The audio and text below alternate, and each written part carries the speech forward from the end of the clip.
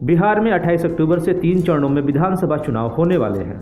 यहाँ सभी 243 निर्वाचन क्षेत्रों में ईवीएम और वीवीपैट से चुनाव होंगे। पिछले कई विधानसभा और लोकसभा चुनाव ईवीएम मशीन से होते रहे हैं।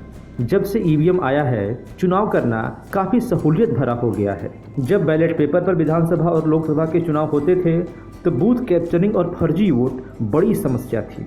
1982 में सबसे पहले इलेक्ट्रॉनिक वोटिंग मशीन का इस्तेमाल किया गया था।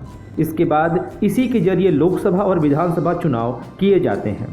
ईवीएम से चुनाव शुरू होने के बाद समाज के कमज़ोर लोग वोट लूटने के डर के बिना अपने वोट के अधिकार का इस्तेमाल कर रहे हैं।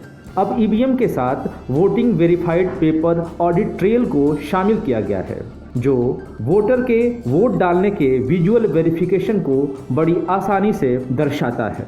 साल 2014 में एक पायलट परियोजना के रूप में 543 संसदीय निर्वाचन क्षेत्रों में से सिर्फ 8 में voter verified paper audit trail यानी वीवीपीएटी प्रणाली की शुरुआत की गई थी।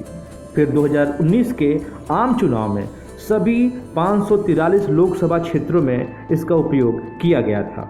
आज हम ईवीएम के जरिए वोट करने की पूरी प्रक्रिया के बारे में बताएंगे।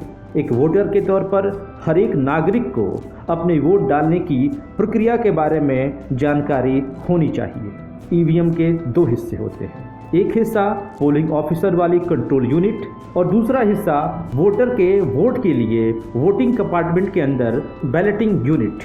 ईवीएम की कंट्रोल यूनिट के जरिए पोलिंग ऑफिसर एक बैलेट जारी करता है। इसके बाद वोटर बैलेटिंग यूनिट में अपनी पसंद के उम्मीदवार और उसके चुनाव चिन्ह पर बटन दबाता है। तब एक बिप की आवाज़ सुनाई देती है। इसके बाद ईवीएम से जुड़े वीवीपैट सिस्टम से एक पेपर स्लिप निकलती है और तब वोटर को पता चलता है कि उसका वोट सही पड़ा है। 7 सेकंड के बाद यह स्लिप एक बंद बक्से में गिर जाती है। पोलिंग के बाद वोटों की गिनती होती है। हर विधानसभा क्षेत्र में रैंडम तरीके से 5 पोलिंग स्टेशन चुने जाते हैं।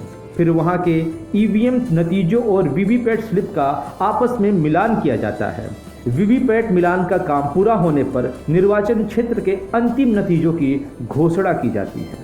अगर वीवीपैट की गिनती और ईवीएम के नतीजों में कोई फर्क होता है तो चुनाव संचालन नियम 1961 के अनुसार प्रिंटेड पेपर स्लिप्स की गिनती को अंतिम माना जाता है। इस प्रकार एक मशीन जो दुनिया की सबसे बड़ी लोकतांत्रिक चुनावी प्रक्रिया को सुरक्षित, विश्वसनीय और पारदर्शी बनाती है।